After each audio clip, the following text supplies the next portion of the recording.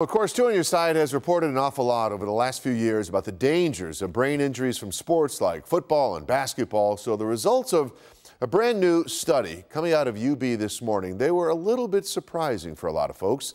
Researchers there looked at several studies of pro football and hockey players to try to find whether retired players were more likely to experience early onset dementia than people who didn't play the games. But they didn't find any significant difference, which was the opposite of what they expected.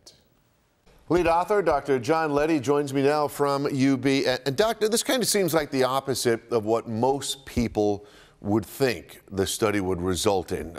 Any idea why?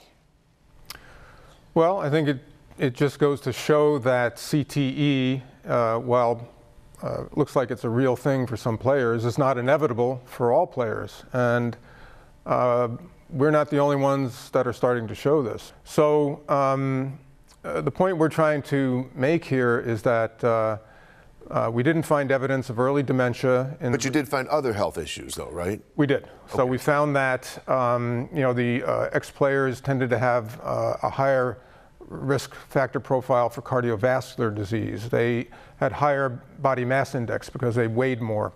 They had more problems with sleep apnea, for example. Some of them had chronic pain issues from their orthopedic injuries. So all of those things can affect cognition. Now, you say that there needs to be more study here. So what does come next now?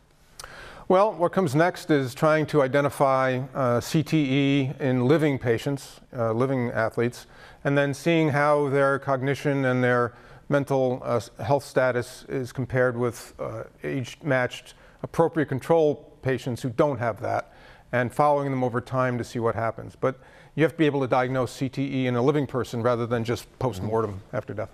Lead author, Dr. John Leddy, very interesting study, and we appreciate your time today. Thank you, Doctor. Oh, you're welcome. Appreciate it. You're welcome.